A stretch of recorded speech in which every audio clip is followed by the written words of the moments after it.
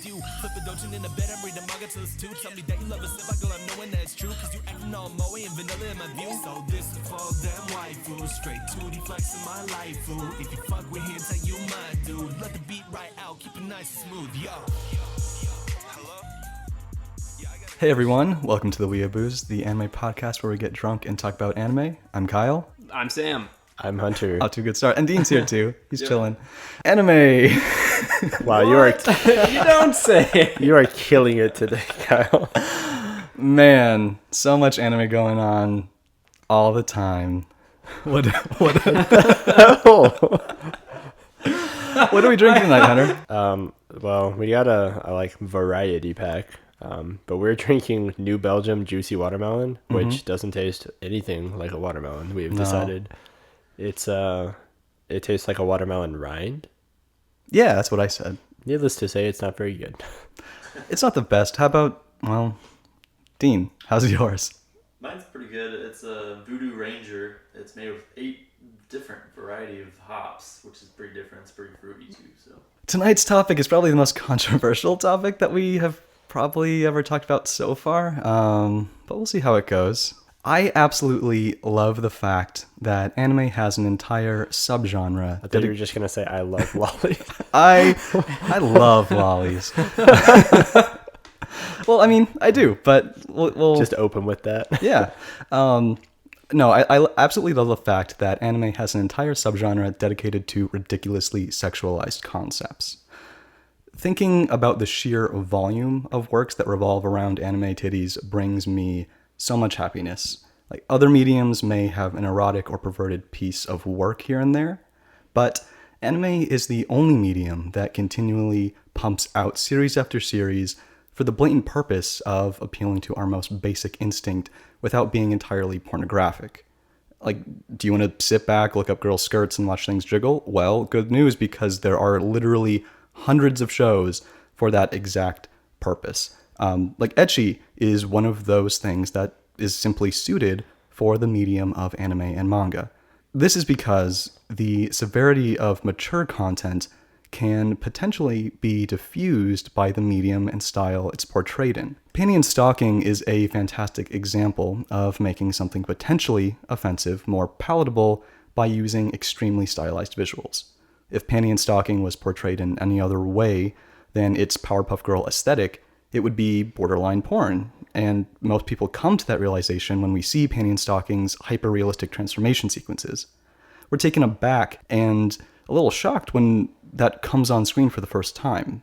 Not anime, but South Park uses this practice to their advantage. South Park's absurdly immature style diffuses the severity of the show's content and helps it get away with virtually anything offensive.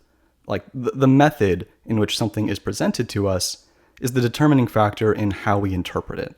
And that's where the danger lies. So it makes me wonder, are we desensitized by the non-objective form of anime characters? What's your opinion on using the medium of anime as an excuse for suggestive content? Like, there goes the female protagonist getting inappropriately fondled again. Like, oh well, it's just anime. Like, that gay and or black character is awfully stereotypical and probably offensive. Oh well, it's just anime. Like, basically, are there double standards in regards to what anime can get away with that other mediums can't? I think it's really obvious when you look at it, just like video games and movies to some extent. You're like, all right, this is all fake.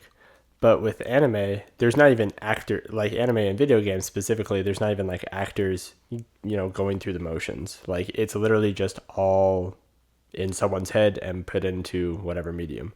So I think that by knowing when you're going into it that none of this is real, nobody is, actually affected by this, it makes it, okay, I guess. Mm-hmm. I think it's the same thing with anime that it is for all other mediums of nonfiction, where each form or each kind of nonfiction has its different, I guess you'll call them tropes, or it's different things that it takes too far, or it's different things that it plays on. Anime just happens to have very racist Western kind of things, or like Lolly, for example, whereas something like Family Guy or South Park will take religion or politics extremely far Sure. to a point where it offends people or makes people uncomfortable. Right. And I think it's fine in both cases. Okay. Well, we'll dig a little deeper. I mean, let's just ballpark, just throw out a few examples. One is kind of what I mentioned, how kind of rapey it can be in regards to its female characters. It's a little bit misogynistic, and we're like, oh, crazy Japan, all those tentacle rape scenes. Get it? It's anime. But Right, but I think it's really diffused by the fact that there's no one actually being raped. Like it's just That'd be a hard scene to set up, though. What do In you mean? real life, setting up an octopus to actually rape a human. well, Yeah, I mean, anime gets away with just sure, it's been done. What? I'm sure it's been done. Well, okay then. Did I just completely negate your point? I hadn't thought about it. Or they're CG, so it's still a person. There's also kind of like a strange boob obsession in anime. Yeah, boobs are great. Boobs are great, but like it's much more casual in Japan, not just anime, but in Japan. Like Nintendo just released that that video. what they're doing with their HD Rumble on the Switch is they came out with a game, or they're coming out with a game that simulates like the exact feeling of a boob. Yeah, you can fondle And, people like, with the Switch, that and apparently was- it's supposed to be real. And that was like a legit like professional Nintendo like press conference release. that would have been such a sick research group to be on. Yeah. I mean, it kind of played off that joke. There was like scientists, like people in lab coats, like Yeah. holding like plates of pudding. Like, Oh yeah, and then like jiggling it back and forth and trying to get the jiggle factor appropriate. so, I mean, there's also race, which we kind of mentioned, but let's Well, just with race, Oh, okay. or at least with like, just really over the top stereotypical things, I find them hilarious. Like they could be making fun of Americans, and it's always really funny to me. Okay, I yeah. think that's one of the things. They don't like the stereotypes are like things that we kind of enjoy being stereotyped about. It's not like Americans Maybe are the fat. things you enjoy being stereotyped about. You Well, can't. you are a blanket straight statement. white Yeah. male. Okay, blanket statement, but like I'm thinking of like whenever they have an American character, it's like a big buff guy that's like, "Fuck yeah, America!" That's true. And that's like, everyone's like, "Yeah, fuck yeah, America!" I mean, and there are reasons for that as well. I mean, it's the simple fact that like we kind of take like our diversity for granted. I mean, you guys, Dean and Hunter, you've both been to Asian countries, and I'm sure Yes. like there really are no other It's crazy. like minorities, which are Americans, Europeans. Now I'd like to bring up another concept that's become accepted or passed off as another, it's just an anime thing, which are lollies. I enjoy the lolly archetype. Like, what's not to like? I mean, the prevalence of lolly characters is due to how anime has the ability to depict cute exceptionally well, and lollies are nothing short of the epitome of cuteness. And although this is just speculation, it seems like Japanese culture values cute more than sexy when compared to American culture. Like I said, I like lolly characters. Some of you know I'm a huge fan of juxtaposition or contrasting elements, so when I see this cute tiny little girl wielding a giant sword or picking up a bus or like kicking someone in half, like I just lose my mind. I think it's the coolest thing ever. But I'm sure we all know if something exists, it will be and has been sexualized. There are several scenes in Kobayashi's Dragon Maid involving Kana that have slight sexual tones.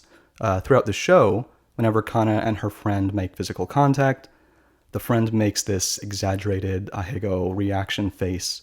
And these scenes are extremely tame in comparison to some other anime, like maybe Prism Ilia.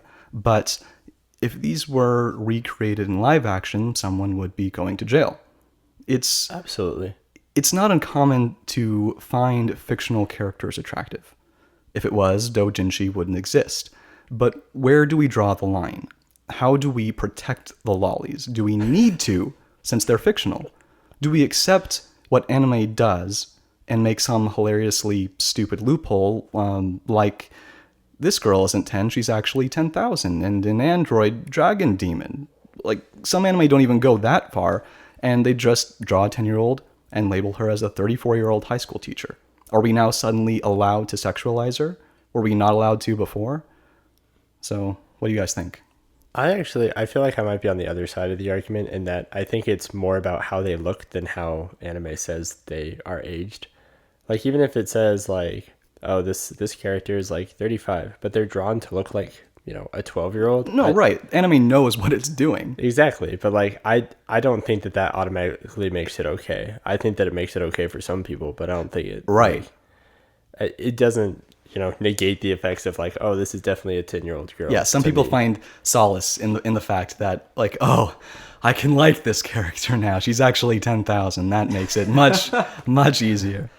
So, Well, that has to do with our society having, age restrictions, on Sure. that. But But I think that you can like lolly characters without liking, like, actually being sexually attracted to, like, lolly Yes, characters. you like, can. You can just think, oh, that's really cute, right? and I would say most people do, but there are some people that obviously take it further, and if that wasn't the case, they wouldn't be sexualized. I'm not saying like I said, I love lolly characters. There's nothing wrong with liking lolly characters, but it's the sexualization of them that's a little off-putting or maybe an issue. We're trying to find out if it is one. I Because think that more than like, well, what's your like formal definition? Where's the cutoff for a lolly character? 10, 10? Okay. I mean, Is it probably 10 to 12. Yeah. Because like most, like the cast of Evangelion is like 13 to 14 because that is their... yeah, but they all look like they're 18 or 19. Sure, maybe, but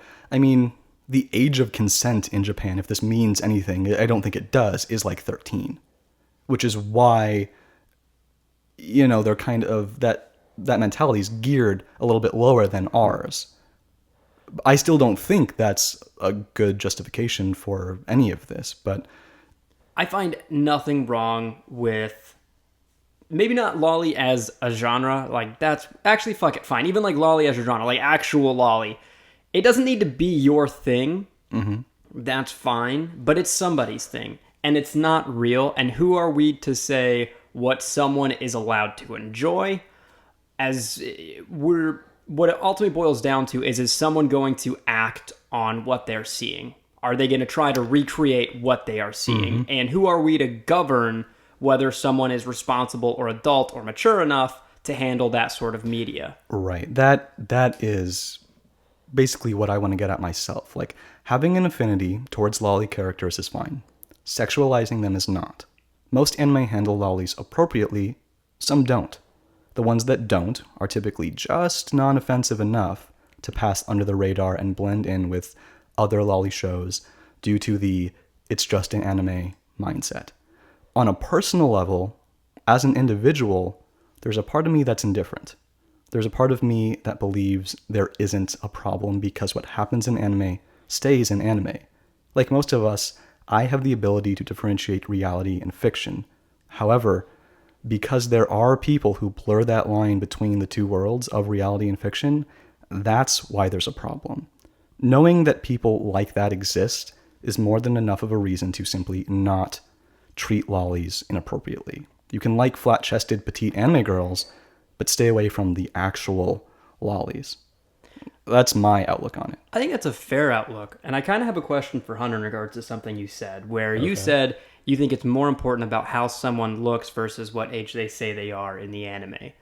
Well, sometimes they really do that in reverse, where they'll have someone who says they're 14 or 15, or even in Boku Hero no Academia, or whatever the hell the real thing is called. There's like that girl in the class who's as young as everyone else, like 13, but she looks like a fully matured, developed person. Is that worse than the lolly character? I think, in my mind, yes, it is. Because in essence, if you're attracted to, like Kyle said, Japan values cute, right? They like cute. If you're into that aesthetic, but you know it's wrong to fuck a kid, then that makes sense. But on the other case, if you have a child who is drawn as an adult, that makes someone go, I want to fuck it. And yes, it's a kid.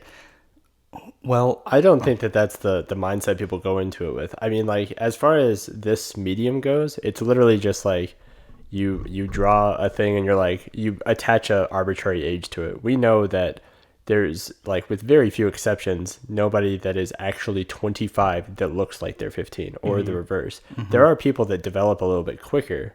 Are you pointing to yourself? What are you trying to say? Well, I'm just saying I'm 24 and people constantly think I'm 18 or 19. There's a booty on the screen. I think we need to take a drink. Finally. Of a girl who's, what, 16? How old is Mikasa? Like Misaka? Something like that. Mikasa. Yeah, I think she's 16 or 17. She's not 17, I don't think. Oh, maybe she is. Whatever. She's clearly, yeah, she's teenaged. Okay. But anyway, I think it's kind of different in that sense, because you're saying I'm attracted to people that look older. Like, I think that, you know, obviously that Boku hero character that looks like she's 18 in real life would actually be somebody that's like 18 or 20 or something, right? Right. It's easy to, well, it can be easy to mistake someone who's well developed as older, but it's pretty damn easy to like not mistake a 10-year-old for being a 10-year-old. So right, like the you know, being able to pick somebody's age to the number gets harder as they get older, but yeah, it's really obvious when they're actually like 10. Mm-hmm. And I honestly think that that's more often the case. It's not like, I don't think people are, with certain exceptions, like I don't think Dragon Maid characters, how old are they supposed to be? Probably in their thousands. Okay, but they look, I would say, like 6 or 7. Well, the little girls, I think she looks about like, I would say, I'm saying like well under 10. I think 7 to 10. They look pretty young. Yeah. But I think that most people, the characters that are like really sexualized, are in that like 12 to 14. Oh no, I think Dragon Maid characters are like in their 20s to 30s. You mean in the older ones? Oh, that's what they look. I guess I've only seen like images of it online where they're drawn as like chibi characters, right. Where they look super tiny. Mm-hmm. But I think that people like sexualize lolis. Like, that's why I asked that your age cutoff, because I think that like 12 to 14 range is where most of the characters get sexualized. Sure. Like you know, high school anime where people are freshmen, they're like 15, right? Mm-hmm. And that's under our age of consent. But I mean, that's what I see people actually sexualizing. I don't think the 7-year-olds get sexualized as much as like the girl from Ori Emo, and she's like 14. Wait, what's the age of consent in Japan? I think it's like 13. 13. All right. Well, in that case, for them, that's totally right. In that case, it's not like lolly. You have to consider from their perspective, a child is, in that case, someone under the age of 13. So 15 in their society is actually fine. It's only in the Western society where it's not, and it's not made for our society. Well, I mean, even though it's the age of consent, it's still not common for like a 15-year-old to to go around. Right. Does anyone want to kind of wrap up? Well, the one thing I'll say, like, even though I have my own personal feelings on it, and I'm not going to sexualize, you know, young characters, but I can think that lolly characters are cute, and I can like the characters and not sexualize them. But even if you go so far as to sexualize them, I think that if you're somebody that's really good at separating, you know, fiction and somebody that would not ever act on these like thoughts, I don't really think there's anything necessarily like horribly wrong with that. Okay. And I'm going to agree with that. I think that we shouldn't, or people in general shouldn't be able to dictate or control any forms of media or expression like anime. Because if we start to try to control what is made in anime, there's a line that you'll never know when to stop. Like if we cut out lolly, then what gets cut out? We're going to keep drawing the bar higher and higher until everything is muddied. And there's no true form of expression. Yeah, I guess, I mean... But there's also the... Don't get me wrong. Don't fuck kids. Like, if the Weeaboos podcast can send a message out to everyone out there who's listening, don't fuck children. You heard it here first. Don't fuck kids, guys. Just don't do it. Can we make that the title of this episode? Don't fuck kids. I'll think about that. Can you hand me a beer? All right, let's move on to questions. Lolita asks, what are your opinions on purchasing manga, anime DVDs, and other merch? I always get people telling me it's a waste of money to buy DVDs or manga when you can just do it all online. I like supporting the creators, and I think my small purchases are helping the industry a little. But it's discouraging to hear people say there's no point to it. Not sure if you guys have mentioned anything about buying merch, but I'd like to hear your thoughts on it. P.S. Thanks for the great bonus episode. It was great. That was probably a few weeks ago. Oh, nice. But you're welcome. So... We all know Kyle has plenty. I used to collect anime Blu-rays and DVDs, and while I still buy them, it's become much less frequent because I do think a lot of them are overpriced. And I think Kyle's going to the Fig Life well, soon. we'll see. I still buy them. It's become less frequent because I do think a lot of them are overpriced, and you can justify the fact that it's easier to just watch them online. However, it's true that your purchases have a significant impact on the anime industry, or at least the American side of the industry. So personally, I've toyed with the idea of switching what I collect. I initially chose to collect DVDs because they're practical and useful, and it's like a little library to make my collection like tangible. Well, I almost I compare it. You know how some people have bookshelves full of books, even though they read literally everything on a Kindle? Right. Yes. It's because people bookshelves make you look like kind of intelligent, I guess. Sure. But I think it's just to show off. This is a thing I enjoy that's not very tangible. People can't look at my house and see how much I enjoy this. But if you have a wall of DVDs, it shows, oh, look what I've liked enough to purchase. Yes, and it is nice to see a quantifiable like physical amount of stuff you've watched. I like that. And I still will buy the occasional DVD, but it is, just not as frequent. I've been considering collecting Nendoroids because they're similar to that concept of having like these representations of shows you have watched. If you can justify why you want to purchase something, then go ahead and purchase it if it makes you happy because you're also supporting the industry. Anime fans collect things. It's what we do. So don't feel bad about it. No, I'm impressed when I see somebody with a big collection, and especially Kyle, because I always say that he was like a tasteful otaku. Thank you.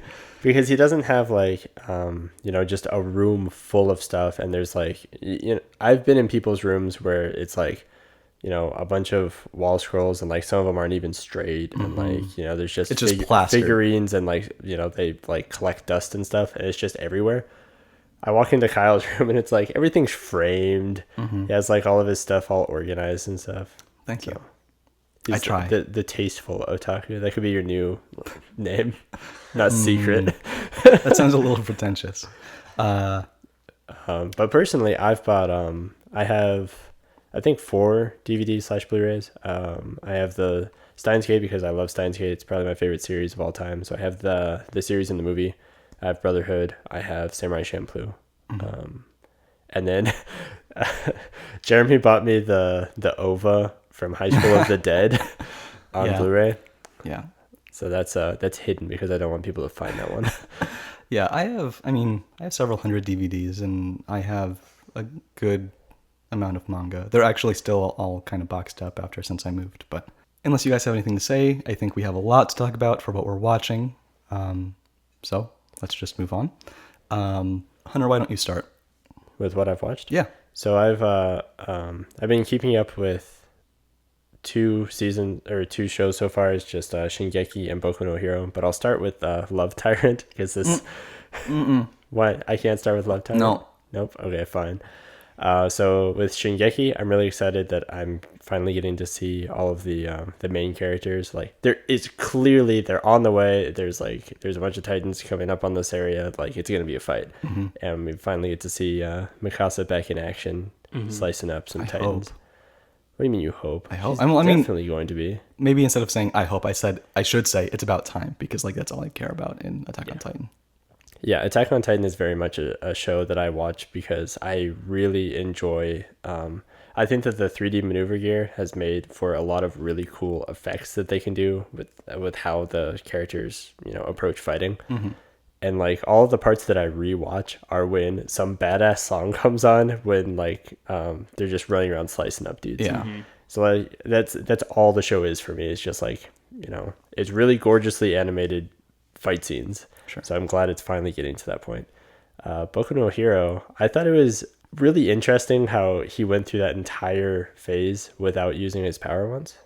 I really liked that. Yeah, it's really cool. It's totally God, what's his name? Midoriya? Yeah, it's very him to do it that way. I don't understand how he caught up after being like so behind, but whatever. Yeah, I mean, it seemed like he was very far behind, and then suddenly he was like, And everyone got ahead of over everyone. everyone got over the chasm in like 5 seconds flat. Yeah. It's like, oh, a chasm, oh no, and then it just like cuts and they're all past. Right. it. I mean, as someone who's read the manga, that's just a adaptation issue. Like time, like how, like the length it takes to get through an obstacle course is like was not conveyed well or as well in the manga as it was in the anime. Or in the anime, as Correct, yeah. much as the manga. Yeah, because it seemed like they were trying to squish the entire obstacle course into that single episode, which, I mean, they succeeded in and they got the point across. But I do like that he didn't use his power, and now I'm excited to see at what point he Oh my finally gosh. decides When to will use he it. finally? I feel like Kyle knows something because he watched the episode today. What? No, it comes No, out it's not tomorrow. yet. It's No, it's tomorrow. not. Okay, never mind. No, I read the manga. I'm much further. Oh, so you know what's I'm going way on. more curious to see who's going to be on his team because Yeah. it's teams of 2 to 4. Like, Oh is yeah, he going to he's get he's one worth, of the worth what, like stronger? 10,000. 10 million. Oh, 10 okay. million points. And And I think the next closest one is worth like 30 Yeah. points. So, like it's a very skewed. but game. I do think he is only going to have one teammate because it is strictly teams of 2 or 4. And I think that the ice guy and the guy who shoots fire out of his hands is like arch enemy. Bakugo? Yeah, I think him and ice guy are probably going to be just a team of 2 and whoop everybody's asses. Oh snap! He's going. I don't know. Yeah, Kyle, you're giving shit away with your facial expressions. But I'm curious to see who's on Midoriya's team. I'm guessing it's going to be like Levitation Girl. I was gonna say Levitation Girl That makes or sense. Frog Girl. Tsuru.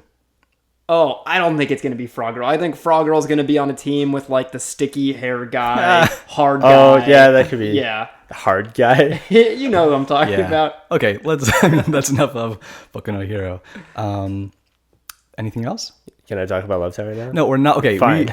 we are not talking about Love Tyrant this week because that's going to be most of the discussion next okay. week. Surprisingly, if that sounds strange to you. So Talk about Yandere's. yeah, next week is going to be kind of on why we don't watch certain things. So, if you're allowed to drop things, Sure. and how much will Kyle judge you if you do? Yeah, pretty much. So let's see. Sam, what have you been reading? I mean, I think you haven't been watching much, but Yeah, so I've been telling myself to do it for a while, and I've been considering just reading manga for some while. I know I am light years behind, but I recently just started picking Naruto. up, Bleach, where the anime left off. So I'm on chapter like 580 something. I'm getting through there. 580? there's a lot more. I started at like 400 something. Oh, okay. I had a lot of time to go through those No, chapters. I thought you went 1 through 580 in 4 days. Like, No. nope, that sounds like Sam. No, and I hear like kind of disappointing things about For the me 1,000-Year War specifically. arc, but so far it's pretty cool. There's been a lot of like intense parts, some really sad parts. yeah. So, how do you feel about the manga medium over anime?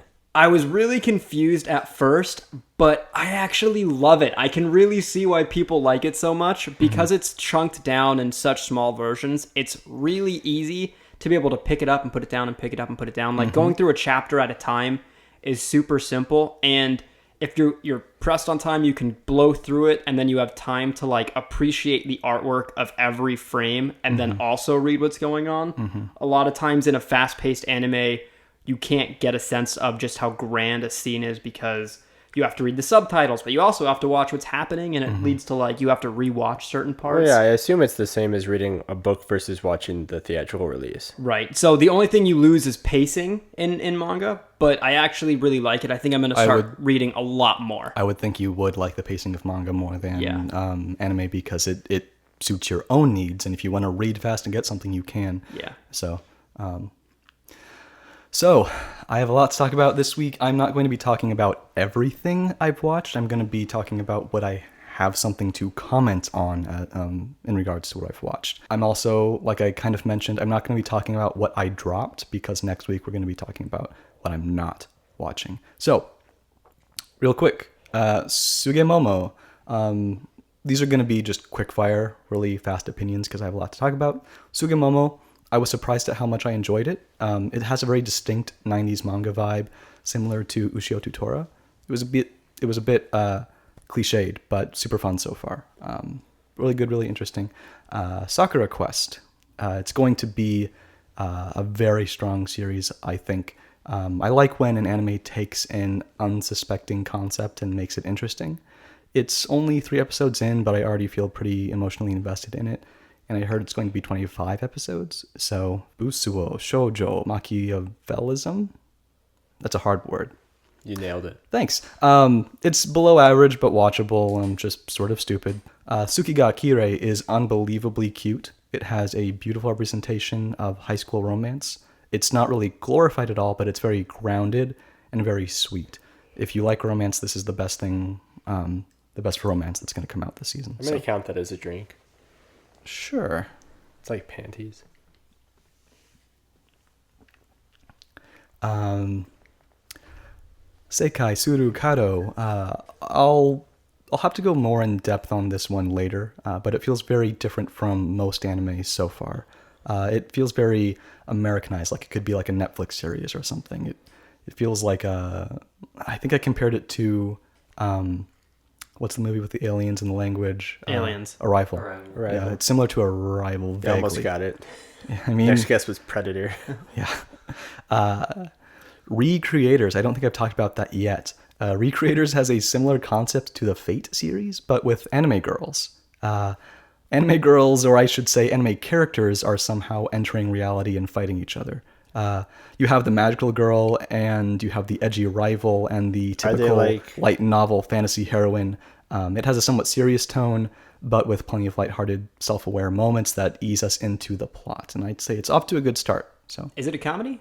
no. I mean, it has funny moments, but it's somewhat serious. Is it like other anime characters from like popular series? Is it like, No, they're not. I choose you, Sailor Moon, and then someone be like awesome. brings down Pikachu and they That'd be just so duke it cool. out? No, it's not literal. Like, Guys, real it's quick, not, this is a drink. that's a drink. Yeah. It's a good drink, though. That's a worth it drink. I love that picture. No, it's not like Madoka versus, I don't know, Asuna from Sword Art, but Fuck yeah, that'd be great. it's stereotypes. It's anime stereotypes versus each other. It's pretty interesting. That sounds pretty cool. What is it? Recreators. All right. Give that a shot. That's Are the anime characters that are coming into reality drawn any differently from the regular people? No, I think that would be cool, but they do have They're drawn super hyper realistic. they have their like world mentality. So like the magical girl was like, she like shoots this heart bomb explosion at someone and she's like, there's not normally blood, and she was all freaked out. So It sounds pretty good, dude. It sounds. it's interesting. I mean, it's on the verge of being cringy. Like maybe not that good. But I don't know yet. It's Too still early. Too early. Too early, yes, very Potential. Next is Eromanga Sensei. Oh, God. Eromanga Sensei, as most of you know, is by the same guy who did My Little Sister Who Can't Be This Cute. It's sad because I think it had the potential to be good, but because the author needs to include weird incestual undertones, it's just ruined. Characters are perverted and sexualized for the sake of being perverted and sexualized. Like episode 2 starts off with like a new girl character being introduced. She rings the doorbell of the protagonist and just says like, dicks. Like she just says the word dicks. Like I'm not making a joke. And the protagonist was like, what is this girl talking about? And she's like, all high school girls love dicks. And like it was like a 2-minute dick joke, and then like they never go back to it. Like it was just like a shock value thing. And it had nothing to do with her character. It's a good show to bring up for the Loli episode because that's like all that is. No, they're older. She's like 14, isn't she? Yeah, but so is Asuka, and worse things happen to Asuka. Anyways, that's a show. Uchoten Kazoku 2. It's great. Most of the best shows this season happen to be sequels, and Uchoten Kazoku is fantastic. Dean, you've actually seen Uchoten Kazoku. It's my eccentric family with the Tanuki and the Fukumetsu Noise. I don't think I've talked about this one yet. If this is a manga adaptation, I'm actually not sure if it is. I don't think it was done very well. It has kind of a weird, not so great moments of animation and CG. It seemed like an interesting music-based romance anime, but episode 2 showed the characters as kids, and they seem to have such mature personalities and dialogue for being children. And most importantly, if you're adapting a musical show, the musical aspect needs to be pretty phenomenal. And honestly, the kids singing was kind of annoying and awkward and off-putting, just not very good. But when the girl sang, you know, as an adult in present day in the anime, her voice was really unique and I liked it. But I'll see. I'm gonna keep watching it, but we'll see. Suka Suka, or well, I guess I should say the longer name is Shumatsu nani shite masu ka? Isogashi desu ka? Sukete morate ie desu ka? You are a native Japanese speaker. You know it. So it's pretty good. I had it had a very captivating opening scene. It definitely has potential to be one of the better shows this season. It seems like it will have a bit of everything: action, suspense, romance, fantasy, but it is too early to tell at the moment because we're getting like very heavy plot, like all of a sudden. What kind of plot? The good plot? Like literal plot. Lame. Oh, yeah, I know. Whatever. Well, well, there's Sin. There is Sin, which is just, I'm just going to say, it's the anime of the season, 10 out of 10. That's all I have to say about it. Sin is just easily, no question asked, the best anime ever. Natsume, season 2. Natsume, or not season 2, Natsume season like 6. It's the new season of Natsume. It brings me so much happiness, and it's just the most peaceful show you'll ever watch. I love Natsume so much. Psychono, you'll like it if you like season 1. It's far from perfect, but maybe we'll go into more later in regards to Psychono. How to Pick Up Girls in the Dungeon spinoff. Is that Hestia girl? It is with Hestia, but it's just a spinoff where she's like not the main focus, and it's actually a different girl. Not a surprise, but it felt very pandering. The entire first episode was very poorly done. It was just a giant fan service scene. You really have to like the series to find value in the spinoff, and that's why it's a spinoff. It's all very visceral. There's no substance to it at all. That about wraps it up. If you have any questions or suggestions for episode topics, please don't hesitate to send them to us. You can send them to myself at Secret Otaku on Tumblr, or send us an email at theweeboos@gmail.com, or just leave a comment wherever you're listening. Join us on Twitch most Fridays when we record live, and join us on our Discord so you can talk to us whenever you'd like. I tend to actively post my opinions on anime as I'm watching up on the Discord, so I pretty much just post Persona 5 news. Yeah. Also, consider supporting us on Patreon if you like what we do. And more than anything, please share the podcast, because word of mouth is pretty much the only way we get new listeners. We want to thank Hentai Dude for our intro music, and Quigata for our outro. And like always, get Drunk and anime.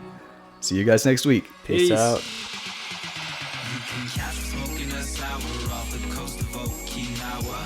Feeling so high like I'm Ho-Oh in that tower. Take a flight on some shit. Got my dogs riding beside me, blazing hot. That's kamikaze, sacred fire. Don't be mad, I'm lit. Catch me smoking a sour off the coast of Okinawa. Feeling so high like I'm Ho-Oh in that tower. Take a flight on some shit. Got my dogs riding beside me, blazing hot. That's kamikaze, sacred fire. Don't be mad, I'm lit. Sin? Sin. S-I-N? S-I-N. Check it out. You'll love it. I will love it. Yes. Why do you say it like that?